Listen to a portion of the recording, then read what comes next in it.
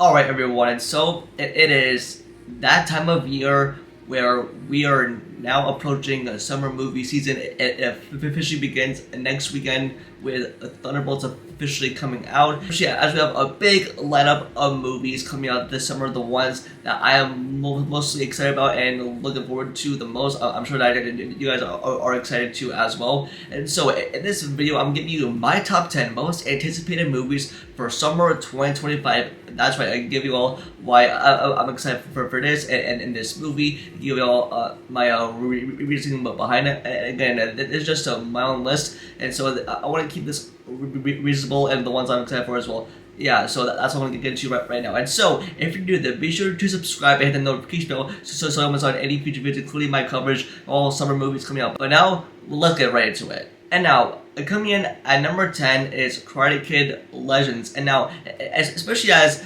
the reason why it's called it, because they're bringing back Ralph Macchio and Jackie Chan as both Daniel LaRusso and Mr. Han from their respective universes, as especially the Miyagi-verse and the Mr. Han universe from the Karate Kid reboot. And essentially that they're going to be training this new kid to become the Karate Kid, to teach them karate, and especially as it's going to be played by Ben Wang. And even though now I'm not expecting like Daniel LaRusso to be in this movie much, because even though this is the one that I am least excited for, is we just had Cobra Kai end, and even though I don't want any of the stuff from that show to tie into this new Karate Kid movie, I'm expecting Jackie Chan to train the kid the most, because especially as we've seen him have experience as Mr. Han training Dre Parker in that 2010 Karate Kid movie. But especially with the action sequences and all the fight choreography that's going to be pulled off here, especially in this decade, in the 2020s, it looks to be good,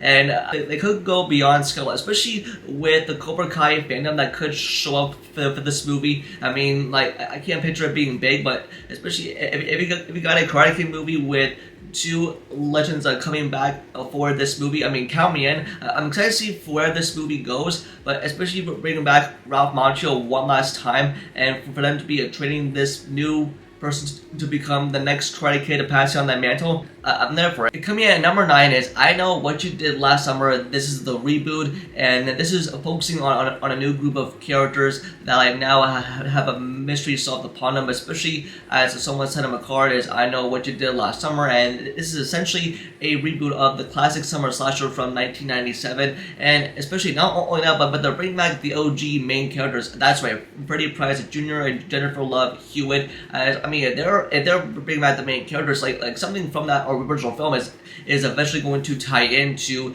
this new reboot movie, because especially as we've seen reboots nowadays, especially as, I don't know if I could think of it as a cash grab product, but even though if you're having like a new main set of characters, like focusing on that, but especially if you're bringing back the OG characters back, that they had to have a purpose and role in this movie.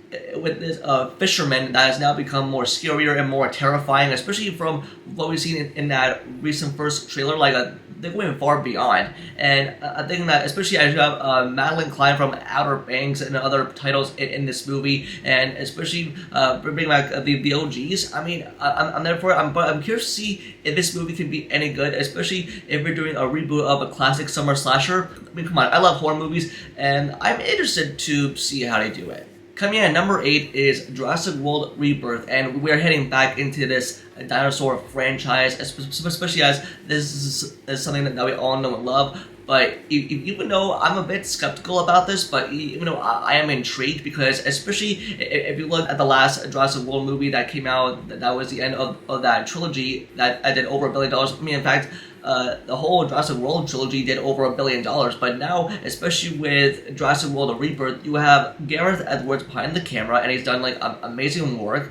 And especially as you have Scarlett Johansson, Jonathan Bailey come out the heels of Wicked, and also Mahershala Ali. So it's basically like an all-star cast coming together in this big new era and fresh new start for possibly a trilogy involving like dinosaurs, and I hope that gives dinosaur action as well, because especially as I think we're gonna see like this group leading like in expedition looking for a dinosaur DNA, and I'm pretty sure everyone's gonna crush it in this movie. Essentially, it's going to feel different, unlike anything that we've ever seen. I mean, come on, it's a $1 billion movie waiting to happen, but I am intrigued and curious. Coming at number 7 is Ballerina. This is the John Wick spin-off. I mean, the first movie without Keanu Reeves' John Wick in the picture, but this is Ana de Armas playing this assassin character, and this is basically the movie that's taking place before the events of the final John Wick movie, Chapter 4. Especially from everything that we've seen and what they're presenting to us, especially as the hardcore fans of John Wick are definitely going to show up to this movie, and I'm excited to see her crush it, and everything looks insane, especially from the sequences and everything that we love about John Wick. But now we're going to see Keanu Reeves show up for just like a little bit to kind of help her, but again, I'm excited. I mean, count me in, but yeah, I see this one potentially being big.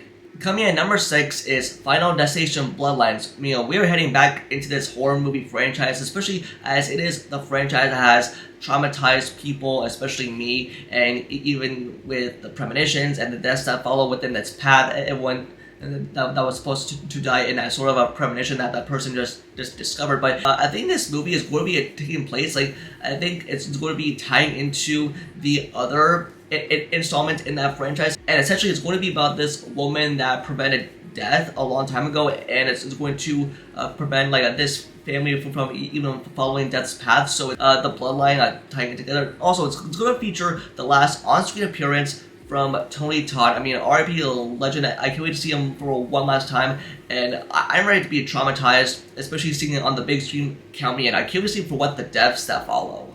And coming at number 5 is Fantastic Four: First Steps. This is marking Marvel's first family in their debut in the MCU, and I could not be more excited for this movie, because even though it's my most anticipated Marvel title going into this year, especially as you have Pedro Pascal, Vanessa Kirby, Joseph Quinn, and Emma Moss backtrack, they're going to be Marvel's first family interacting, especially with the chemistry with each other from what we've seen in trailers. It looks so good, especially as this is going to be taking place in a retro 60s reality universe, and they're going to be doing everything right, adapting everything from the comics, from the source material. You have Galactus played by Ralph Anderson, and the Silver Surfer played by Julia Gardner, and everything about this movie looks great, especially what's in store for the MCU's future after this movie, especially for the next Avengers movies and for the multiverse saga. I mean, this is the one I'm excited for the most. Everything looks great, from the action to the storytelling, for how they want to do this, and from Matt Shakman's vision. I'm all here for it. At number 4 is How to Train Your Dragon. This is the live-action remake with Mason Thames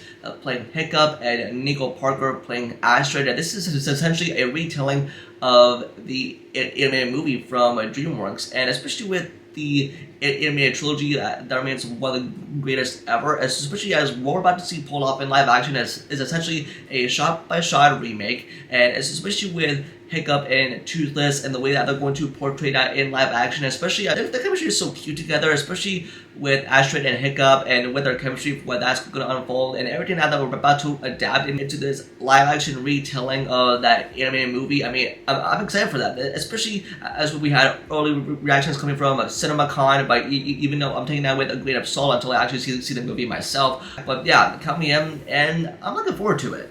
And number 3 is 28 Years Later, and now we're returning in this post-apocalyptic reality, because especially as, I mean, everyone loves 28 Days Later with Cillian Murphy, but now since we're now returning to this world, and even with Danny Boyle, who is back behind the camera and capturing everything that's out taking place 28 years later, and now with everyone carrying the virus and this reality, as you have Aaron Taylor Johnson, Ralph Fiennes, especially we have Cillian Murphy returning, especially as we've seen him in trailer footage with that skeleton-looking thing. But hey, I'm excited for all the scares with the infected and for what we've seen so far, and I think I'm excited for it. I mean, coming in for 28 years later, I am ready to get scared. Coming in at number 2 is Mission Impossible: The Final Reckoning. This is the 8th and final installment in this franchise, and I must say this is the action premiere franchise that has been consistent, especially we've seen Tom Cruise risk his life on the big screen with these dangerous stunts that keep on getting bigger and bigger, but now with this final movie, I'm pretty sure it's going to be epic and insane, especially for how big they're going to go with these stunts, because especially I hope it does well box office wise, because the last movie Dead Reckoning underperformed, but now we're going to see like the stunts and everything go up to a much more bigger scale, and plus we've seen everything that this franchise has pulled off, but now we're going to see Tom Cruise hang on the side of a biplane going like 140 miles per hour in the air with so much wind and probably risking his life. So yeah, give me some Mission Impossible. But coming at number 1, and for what I'm most excited to see this summer, that's right, it's Superman.